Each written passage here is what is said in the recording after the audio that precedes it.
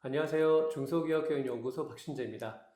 오늘 이슈 브리핑에서는 지난번에 나오셔서 중소기업이 반드시 알아야 할 기업 지원 제도에 대해서 놓치고 있던 부분을 아주 상세하게 잘 알려주신 김재상 세무사님 다시 한번 모셨습니다. 안녕하세요. 안녕하세요. 반갑습니다. 네. 지난번에 알려주신 창업 시 중요한 포인트 몇 가지 알려주셨고, 제 기억으로는 또 우리가 세무사님을 기장이라고 하는 측면, 즉 법인 설립이나 회사를 설립한 이후에만 찾는 걸로 생각을 했는데 네. 창업 전 단계에서도 가이드라인 잡기 위해서 필요하다라는 부분을 또 알려주셔서 네. 그 맞습니다. 이후에 이제 많은 분들께 전파하고 있는 중입니다. 아, 예, 예. 감사합니다. 네, 네. 처음에 이제 우리가 세금 신고할 때만 찾게 되는데요. 그보다 훨씬 이전부터 세무사를 찾으셔야 됩니다. 특히나 뭐 양도도 마찬가지고요. 집을 다 팔고 난 다음에 세금이 얼마냐고 물어보는 경우가 굉장히 많아요. 네. 예, 팔기 전에 물어봐야 음, 되는 겁니다. 사업도 마찬가지인 것 같아요. 그러려면 우선은 우리 주변에 친절한 또 눈높이 맞춰서 알려주실 전문가분이 필요하실 것 같은데요. 네. 아마 강의 통해 느끼셨겠지만 김재성 세무사님은 굉장히 그쪽에 좀 적격이신 것 같습니다. 아, 감사합니다.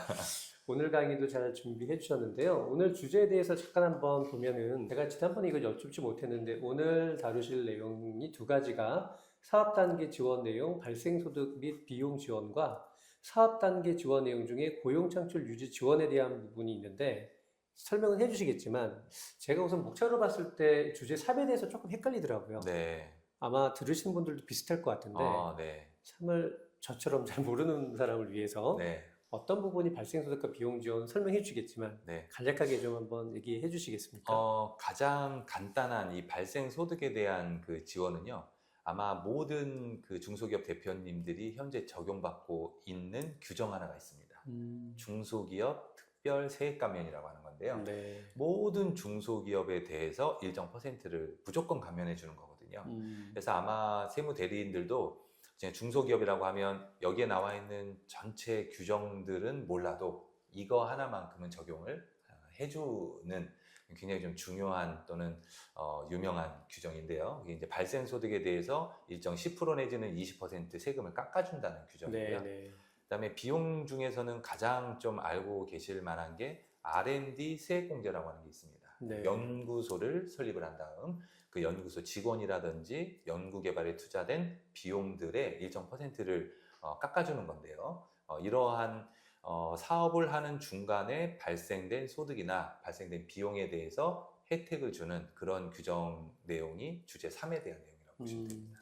제가 이 정도만 들어도 오늘 강의를 집중해서 들어야 될 이유가 생긴 것 같습니다. 네, 맞습니다. 네. 지난번에도 아마 이러한 내용이 전체 중소기업 운영하시는 분들 중에 5% 정도만이 아는 내용이라고 했는데 아마 오늘 내용도 잘 들어보시면 나머지 다른 95%이 강의를 듣지 못하시는 분 대비해서는 사업에 조금 더 성공적으로 갈 수 있는 길이 되지 않을까 싶습니다. 네. 쌤쌤 오늘도 잘 부탁드리고요. 또 준비된 질문으로 이따가 한번 찾아뵙겠습니다. 네, 알겠습니다. CEO가 알아야 할 중소기업 특별 지원 제도 오늘 두 번째 시간으로 주제 3과 주제 4에 대해서 살펴보도록 하겠습니다. 지난 시간에는 주제 1, 2를 했는데요. 순서가 중요한 건 아닙니다. 그러니까 혹시 1, 2를 못 들으신 분은 이번 수업을 들으신 다음에 시간 되실 때 주제 1, 2에 대해서 들어보시면 될 것 같습니다.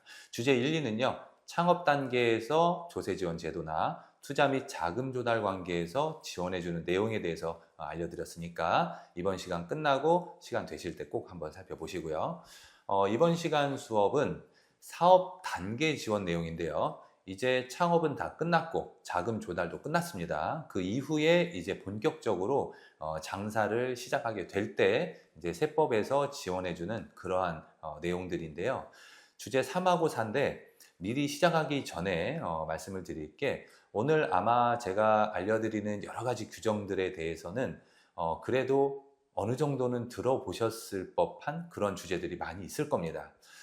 그런데 사실 그 들어본 거하고 실제 적용을 받고 있는지하고는 또 다른 얘기니까 혹시 이제 여러분들의 사업체에 적용될 만한 여지가 있다라고 한다면 꼭 체크해 두셨다가 좀 적용이 됐는지 확인을 좀 해 보시기 바라겠습니다. 그럼 먼저 주제 3하고 주제 4 중에 주제 3입니다. 발생소득 지원 첫 번째인데요. 규정을 8가지를 제가 적어놨습니다.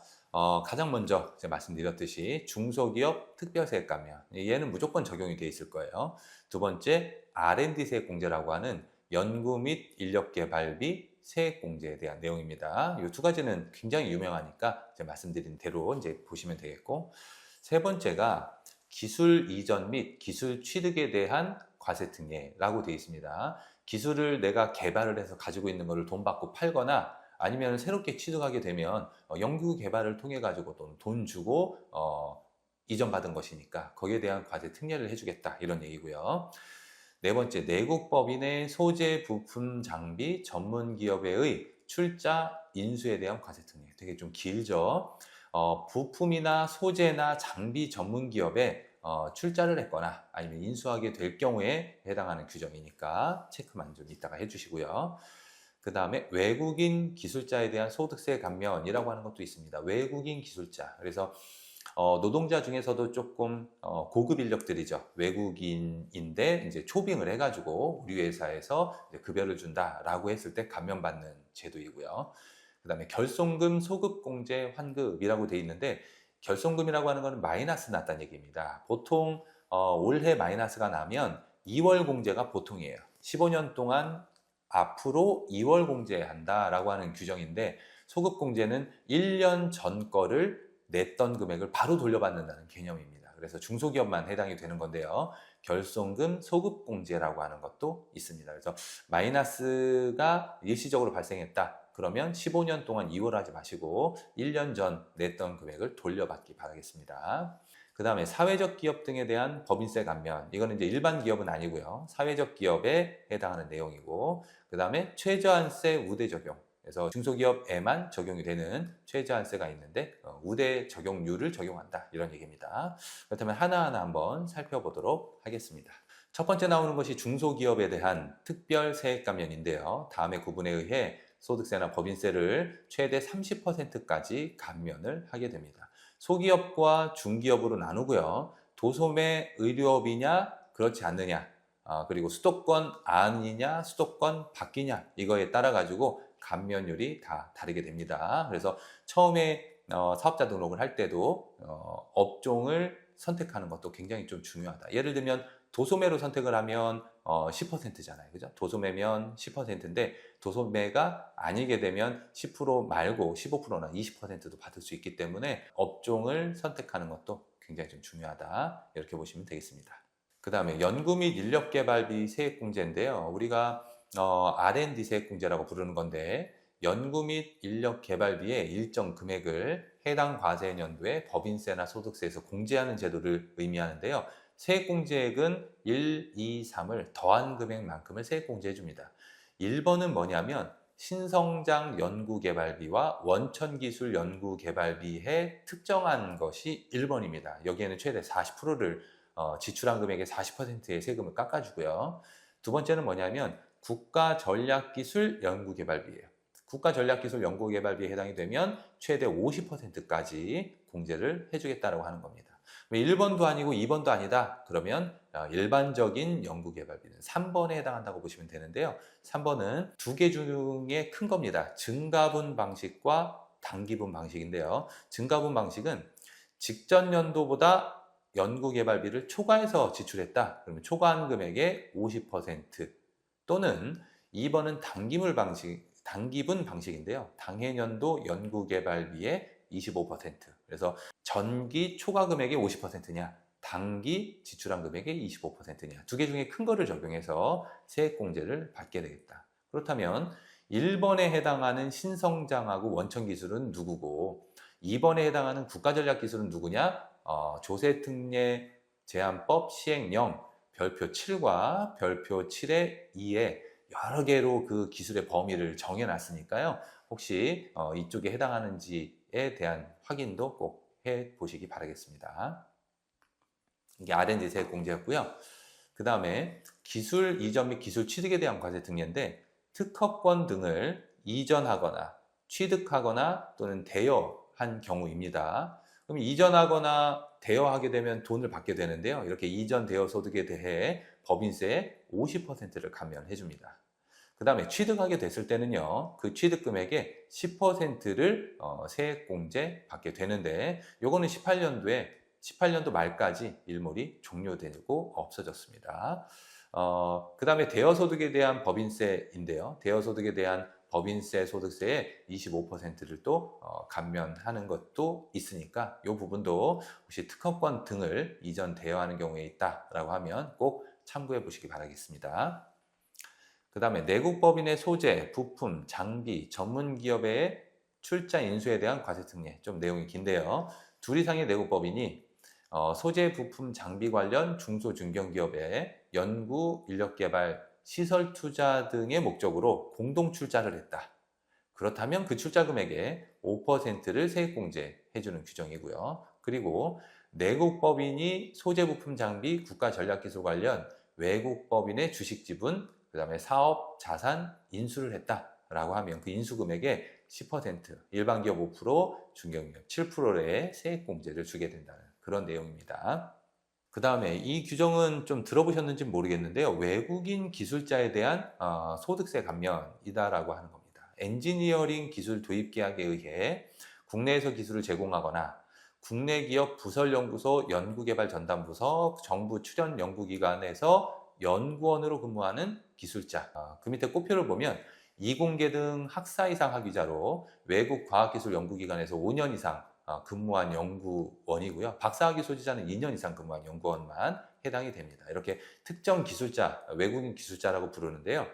최초 근로를 제공한 날부터 10년이 되는 날이 속하는 날까지 발생된 근로소득에 대한 소득세를 50%나 감면을 해주고요. 다만 외국인 기술자 중 소재 부품 장비 관련 외국인 기술자의 경우에는 최초 근로를 제공한 날부터 3년이 되는 날까지 발생한 근로소득에 대해서는 70%, 그 다음 일로부터 2년이 되는 속하는 달까지 발생한 근로소득에 대한 소득세 50%를 감면해 준다는 그런 규정입니다. 그래서 외국인 기술자 소득세 감면 규정 체크해 두시기 바라겠습니다. 그리고 말씀드린 대로 결손금 소급공제라고 있어요. 사업연도에 결손금이 발생하면 직전 연도에 납부한 법인세 한도 내에서 환급을 받는 그런 제도입니다.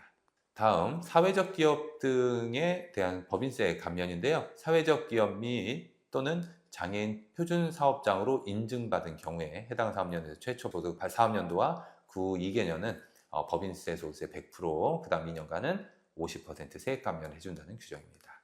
해당하시는 기업들은 체크해 두시고요. 그 다음에 최저한세 우대 적용인데 얘는 법인이 선택을 해야만 우대를 받는 것은 아니고요. 모든 중소기업에 해당하면 그냥 자연적으로 우대받게 됩니다. 이건. 그래서 각종 감면을 받은 후 세액이 최저한세 미달하면 그 미달분은 감면되지 않고 세금을 납부한다라고 보시면 되겠습니다. 중소기업은 7%고요. 중소기업 졸업 유예기간 이후 3년간은 8%, 그 다음 2년간은 9%의 최저한세를 자동 적용받게 됩니다. 이 부분은 확인만 해두시면 되겠어요. 이렇게 이제 주제 3에서는요, 사업 지원 단계에서 발생하는 소득이라든지 비용 지출에 대한 부분에 대한 지원 내용을 살펴봤고요. 주제 네 번째로 사업 단계 지원인데 고용을 창출하거나 고용을 유지하는 경우에 기업에다가 지원해주는 그런 내용들입니다. 이것도 7가지 규정을 적용해 놨는데요. 여기서 반드시 좀 CEO분들이 알고 계셔야 될 게 뭐냐면 직원을 한 명을 뽑았다. 거기에 대한 지원이 뭐가 있느냐를 따질 때 크게 2가지가 있습니다. 세금을 깎아주는 게 있고 정부가 보조금을 주는 경우가 있어요. 지금은 세법 시간이기 때문에 제가 직원을 새로 채용을 했을 때 세금을 깎아주는 그런 부분을 얘기하는 겁니다. 근데 여기에서 예를 들면 청년을 고용을 했다라고 하면 청년 고용 장려금이라고 있거든요. 저희는 청년 고용 세액공제고요. 청년 고용 장려금이라고 하는 게 있는데 이거는 정부 보조금입니다. 그래서 이거는 별도로 진행이 되다 보니까 여기에서는 세액공제만 체크를 해드린다 이렇게 보시면 되겠어요.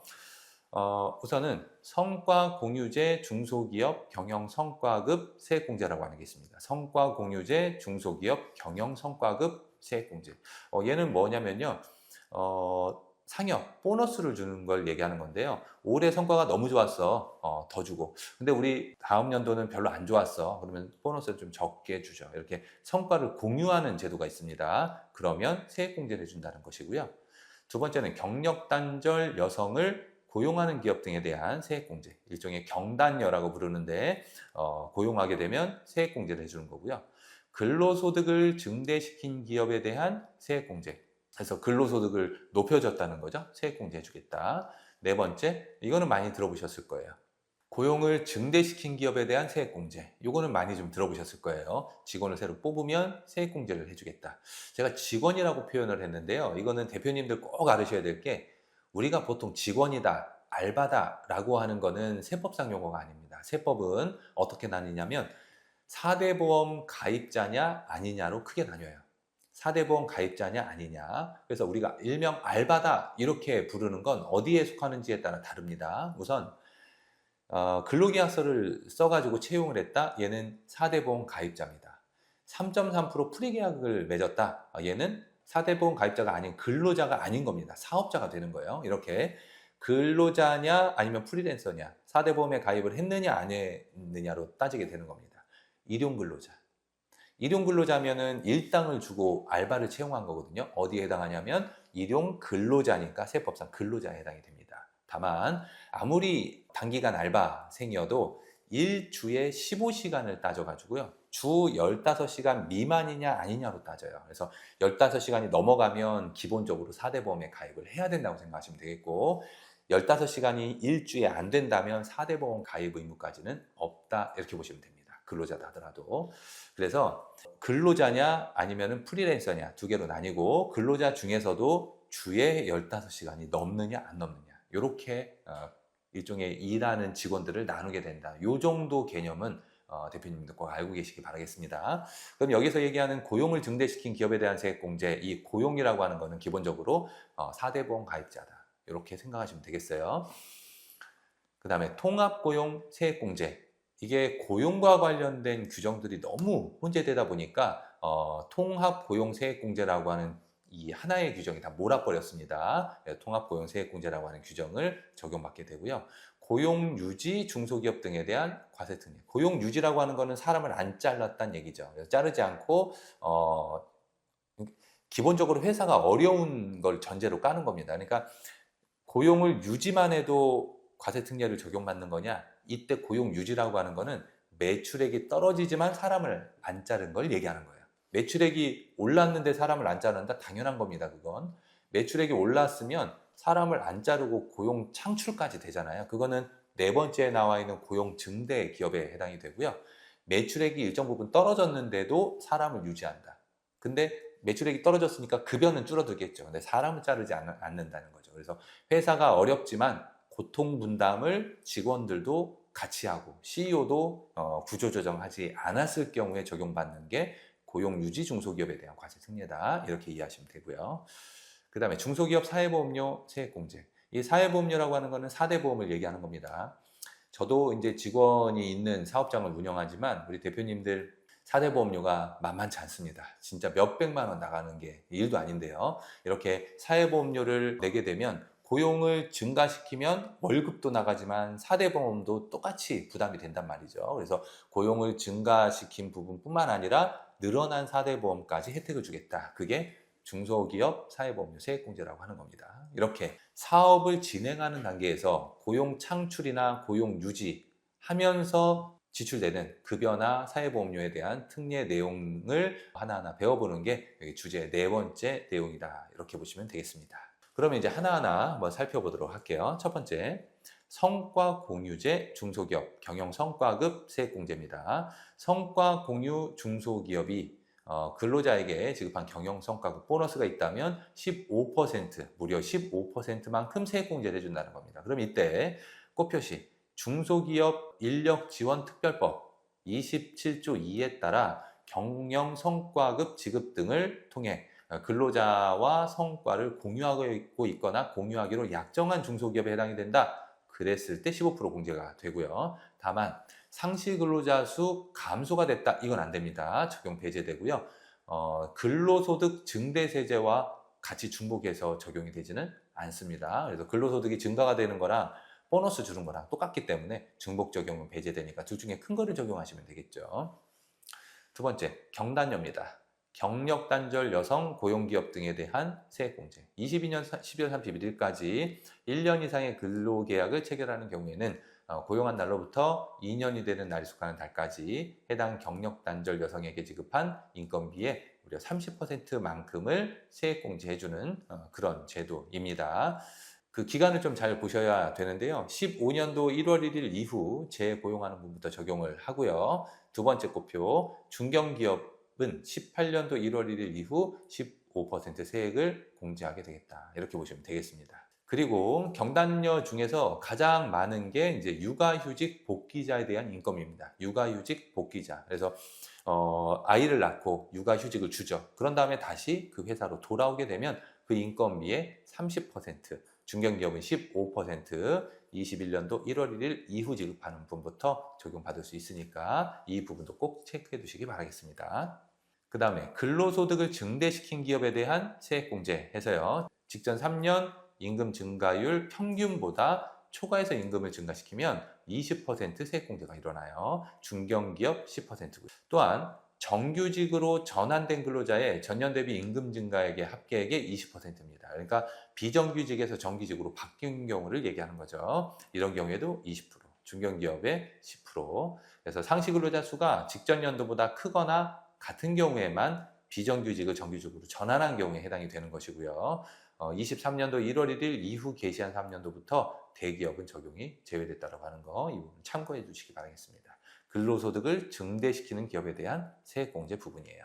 그 다음에 고용을 증대시킨 기업, 그러니까 사람을 새로 추가로 고용하지는 않고 월급을 올려준 것을 조금 전에 얘기하는 근로소득 증가고요. 뭐 평균 임금 증가율 정도만 임금을 올려주고 이제 새로 사람을 뽑았다. 그러면 여기 고용 증대 세액공제라고 이거는 많이 들어보셨을 거예요. 그래서 기업의 소비성 서비스업 빼고요. 상시 근로자 수가 직전 연도 대비 증가한 경우에 고용 증가 인원 1인당 일정 금액을 공제하게 됩니다. 24년도 말까지 적용 가능하다라고 그 꼽표시에 되어 있는데 일몰 연장될 거예요. 당연한 얘기고요. 그 밑에 금액을 보면 꽤 큽니다. 청년 등, 천년 등 외라고 되어 있는데 중소기업을 보시면 수도권 안에 있느냐, 수도권 밖에 있느냐. 그래서 청년을 뽑으면요. 1,100만 원, 1,200만 원 무려 세액공제가 되는 겁니다. 보통 청년을 뽑으면 우리 최저시급으로만 계산을 하더라도 연봉이 2,400이 훨씬 넘습니다. 한 2,500 정도라고 보면 2,500 중에 1,100이나 1,200 정도는 세액공제가 된다는 얘기니까 반값으로 사람을 뽑는 거죠. 그래서 여기서 말하는 청년은 34살까지니까요. 뽑을 때 당시에 청년이기만 하면 됩니다. 그래서 청년 세액공제라고 하는 것도 꼭 참고해 두시면 좋겠고요. 하나 또 팁을 좀 드리자면 이게 24년도 7월 25일 정부 세법 개정 안에 25년도 1월 1일 이후 고용하는 분에 대해서는 더 많은 혜택을 주는 걸로 입법 정부 안으로 발표되어 있어요. 그렇기 때문에 혹시 이제 24년도 말에 고용 계획이 있다라고 하면 그거를 좀 내년으로 25년도로 늦추는 것을 좀 추천해 드립니다. 그 이후 고용하면 몇백만 원 차이 나니까요. 그 다음에 이제 내국 통합 고용 세액 공제인데요. 통합 고용 세액 공제인데 고용증가 세액 공제나 사회보험료 세액 공제 이런 거 말고 이제 고용 세액 공제로 통합을 한 겁니다. 내국인이 상시 근로자 수가 직전 연도 대비 증가한 경우에 고용 증가 인원 1인당 일정 금액을 공제한다. 청년 등은 수도권 1,450만 원, 수도권 바뀌면 1,550만 원. 그래서 사회보험료 공제하고 합해서 한꺼번에 적용한다 이렇게 보시면 되겠고요. 그 밑에 꼭 표시해 보시면 25년도 말까지 적용하고요. 청년 등 범위에 경단녀 포함해서 청년 연령 34세까지로 확대가 됐으니까 과거에는 29세까지였거든요. 34살까지로 확대가 됐으니까 이 부분도 참고해 주시기 바라겠습니다. 또한 중소중견기업이 23년 6월 30일 현재 비정규직을 24년도 말까지 정규직으로만 전환하면 1인당 1,300만 원까지 공제가 된다고 하는 것도 있으니까 비정규직을 정규직으로 바꾼 경우도 꼭 체크해 두시기 바라겠습니다. 그 다음에 중소중견기업이 25년도 말까지 아래 육아휴직자를 복직시키면 육아휴직 복직자 1인당 1,300만 원까지 공제가 되네요. 해당 기업에서 1년 이상 근무를 하고 육아휴직 기간 6개월 이상이고 최대 주주 등 특수관계가 아니면 1,300까지 공제 또 될 수 있는 거니까 육아휴직 일찍 복직시키는 경우도 세액공제 혜택 꼭 받아보시기 바라겠습니다. 그 다음 규정인데요. 고용유지 중소기업 등에 대한 과세특례. 고용유지 중소기업인데 말씀드린 대로요. 상시근로자 수가 직전 연도 대비 감소하지 않았지만 매출이 떨어져서 중소기업이 1인당 연간 임금 총액이 직전 연도 대비 감소했다.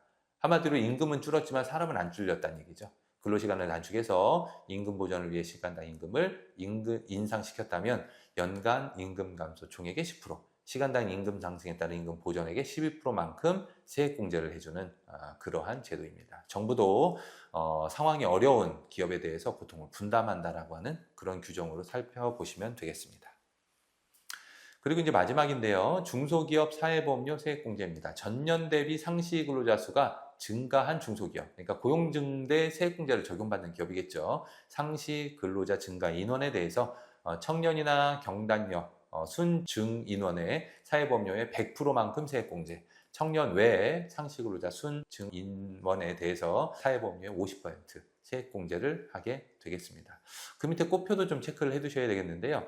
23년하고 24년은 과도기입니다. 따라서 통합고용세액공제와 기존에 있었던 고용증대세액공제나 중소기업 사회보험료세액공제는 두 개 중에 큰 걸로 선택해서 적용이 가능하니까요. 24년도 법인세나 소득세 신고할 때 이 부분도 둘 중에 큰 걸로 꼭 적용해 보시기 바라겠습니다. 이렇게 해서요. 주제 3과 주제 4에 대해서 내용을 한번 살펴봤고요. 질의응답 시간 한번 가져보도록 하겠습니다. 네, 세무사님 오늘도 또 너무 설명 잘해주셔서 또 감사해하면서 듣고 있었습니다. 예, 감사합니다. 네, 요즘 많은 분들이 연구인력 개발비 관련돼서 이슈도 좀 있고 하더라고요. 네, 세무조사 얘기도 잠깐씩 나오는 것 같고. 네, 맞습니다. 그래서 연구인력 개발비 세액공제 사전심사제도가 무엇인지, 사전심사제도라는 건 미리 좀 점검해 볼 수 있다는 거 되게 좋은 제도 같은데 네, 맞습니다. 설명이 좀 있으면 좋겠다라는 분들이 좀 계셨거든요. 네, 우선은 연구개발비 세액공제의 위험성이 있습니다. 그러니까 세무대리인 입장에서도 당연히 연구개발과 관련된 비용이다라고 생각을 해서 이제 세액공제 금액 안에 집어넣게 되는데요. 금액들도 굉장히 크다 보니까 위험성도 굉장히 큽니다. 공제 금액도 크고 금액 자체가 크다 보니까 억 단위로 들어가니까 억 단위의 10% 20%만 돼도 굉장히 금액이 크거든요. 근데 이제 이거를 그냥 넣기 애매한 금액들이 있어요. 예를 들면 인건비를 예를 들면 보통 이제 중소기업 가보시면 부설 연구소가 바로 옆자리에 있습니다. 네. 따로 뭐 건물을 쓰거나 다른 호실을 쓰기가 사실상 불가능하거든요.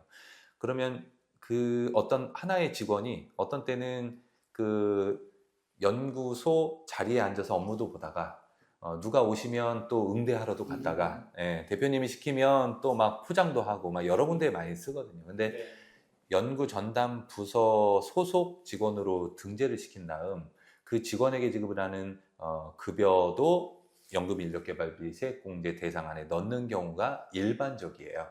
이런 것처럼 그 전담 직원의 인건비를 넣을 거냐 말 거냐의 얘기가 아니라 어떤 지출하는 비용이 여기 안에 들어가는지 안 들어가는지 판단이 되게 애매한 경우가 있다는 겁니다. 그래서 집어넣기 전에 사전 점검 제도라고 해가지고 국세청에서 운영하는 제도가 있습니다. 그래서 그래서 한번 내용을 같이 한번 보시면 그 심사 대상이 있는데요. 내국법인이 지출하였거나 지출 예정인 연구개발비와 관련된 다음에 각 권한에 해당하는 사항이 심사 대상인데요. 기술 검토나 비용 검토가 있습니다. 그래서 기업이 수행하는 연구인력 개발비 활동이 조특법 규정에 따른 연구개발의 정의에 부합하느냐, 진짜로 연구하고 개발하는 비용인지 기술 검토가 들어가는 거고요.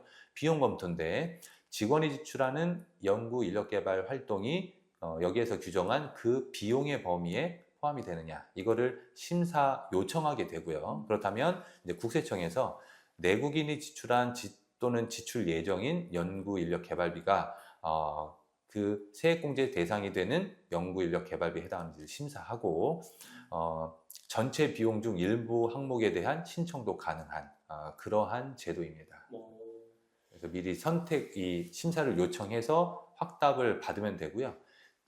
만약에 이런 것도 있는데 만약에 심사 요청을 했는데 연구 및 인력개발비에 해당한다라고 해가지고 그거를 믿고 전액 다 집어넣어서 세액공제를 받았는데 네. 그 이후에 어떻게 세무조사를 나와서 검토를 하다 보니까 대상이 아니었던 거예요.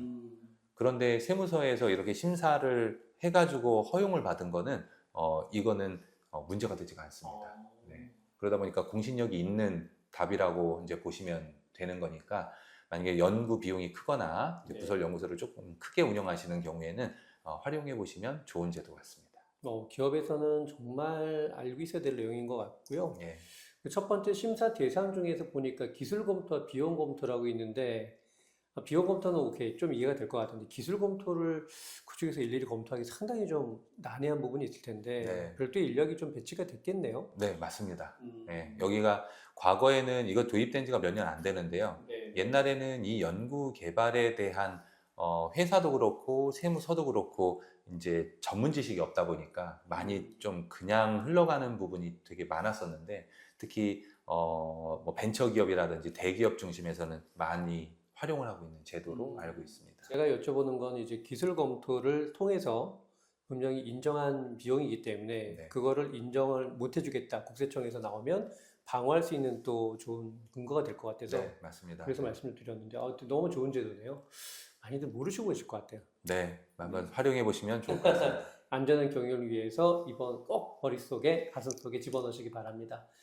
두 번째 내용이 이제 조금 어려운 단어인 것 같은데요. 네. 통합 고용 세액공제 대상이 되는 근로자는 누군가요? 네. 질문 자체가 좀 어렵습니다. 아, 맞습니다. 우선은 고용에 포인트를 둬야 되고요. 사람을 뽑으면 세액공제를 해주겠다 이런 얘기입니다. 예를 들면 제가 저희 사무실에 직원 한 명을 뽑을 때는 그냥 뽑지를 않습니다. 어떻게 하면 왜냐하면 최저시급은 계속 올라가고 들어가는 비용은 계속 늘어나는 반면 어떻게든 한 푼이라도 아껴야 되는 거니까 그래서 고용을 할 때도 그냥 하면 안 되고 어떤 사람을 뽑느냐에 따라 정부 지원금이나 또는 세액공제 금액이 다 달라지는데 이거를 편법으로 이용하시는 분들이 있어요. 예를 들면은 자기 대표의 특수관계자나 뭐 배우자나 이렇게 해가지고 이제 고용을 하면서 세액공제나 지원금을 받는 경우가 굉장히 좀 많이 있는데 그 중에서 지금 고용 증대 세액공제를 받을 수 있는 대상이 특정되어 있다는 겁니다. 네. 근로기준법에 따라 근로계약을 체결한 내국인 근로자로 하되라고 돼 있죠. 네. 우선은 근로기준법에 따라 근로계약을 체결해야 되기 때문에 프리랜서는 들어가지가 않습니다. 그리고 일용 근로자도 주 15시간이 넘어가는 사람을 채용한 경우에 해당을 하는 거여서요. 우선 근로기준법에 따라서 근로계약을 체결해야 된다고 하는 거 기억을 좀 해두시면 되겠고 다음에 어느 하나에 해당하는 사람은 제외합니다라고 해서 4사람이 나와 있는데요. 우선은 근로계약 기간이 1년 미만인 근로자 계약 기간이 1년 미만이면 이제 계약직인 거죠. 계약직은 원칙적으로 빠지게 되고요. 단시간 근로자, 여기서 말하는 단시간은 주에 15시간.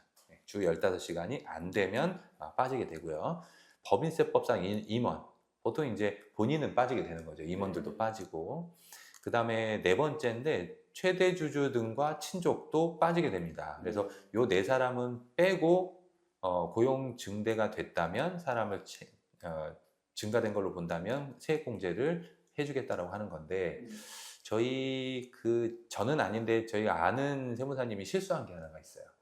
제가 이제 그 담당해드리는 병원장님이 계신데 병원장님의 아시는 분입니다. 아시는 분이 이제 간호사분이 한 20명 정도 되시는데 사람 뭐 간호사 이제 막 계속해서 성장해 나가게 되면 간호사를 채용하게 되니까 당연히 세액공제를 받는데 그 간호사 중에 사촌이 있었던 거예요. 근데 세무대리인은 그분이 사촌인지 아닌지를 알 수가 없죠. 얘기를 안 하면. 근데 그거를 모르고 고용증대 세액공제를 넣었다가 국세청에서는 다 주민등록이 가족관계를 다 알고 있으니까 거꾸로 이제 추징이 된 그런 사례입니다.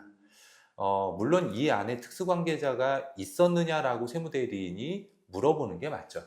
물어보는 게 맞지만 혹시 그 안에 특수관계가 있다라고 한다면 대표님이 그 정도는 알고 계셔야 됩니다. 특수관계는 안 된다라고 하는 거. 그래서 고용 증가 인원을 계산할 때 꼭 이 사람들은 빼고 된다라고 계산을 하시고 접근하시는 게 맞을 것 같습니다.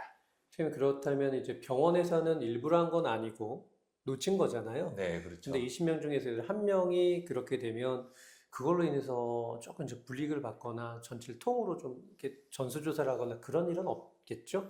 우선은 주민번호는 다 들어가야 되기 때문에 네, 네. 기본적으로 고용 그 특수관계 특히 네 번째에 해당하는 그 친족은 다 걸러진다고 보시면 네, 되고요. 네, 네. 깜빡하지 말고 꼭 빼고 가시는 게 맞습니다. 알겠습니다. 네, 그것도 놓치기 쉬운 것 같은데 잘 짚어주신 것 같아서 네. 너무 감사합니다. 네, 오늘도 지난번에 이어서 CEO가 반드시 알아야 할 중소기업 지원 제도. 근데 저는 첫 번째도 참 좋았는데 두 번째가 조금 이제 현실적으로 네, 다가오는 게 많았고 아까 인력 개발 세공 이거는 요즘에 굉장히 큰 이슈이기 때문에 사전 점검 제도가 있다라는 거는 굉장히 안전하게 경영을 하기 위해서 정부에서 만들어 온 제도이기 때문에 잘 활용하셨으면 좋겠습니다. 네, 맞습니다. 오늘 이제 중소기업 지원 제도의 세 번째 중에 두 번째 끝났는데 네, 다음 시간에도 또 오늘 대표님들이 또 참석해서 들어보실 만한 내용이 또 있겠죠. 네, 물론입니다. 매번 진행하면 느끼는 건데 아마 방송 들으신 분께도 도움이 되는 내용 같아서 너무 감사한 시간이었고요. 또 세 번째 주제로 가지고 또 인사드리겠습니다. 네, 감사합니다. 예, 오늘 이슈 브리핑 여기서 마치겠습니다. 행복한 하루 되시고요. 다음에 또 인사드리겠습니다. 감사합니다.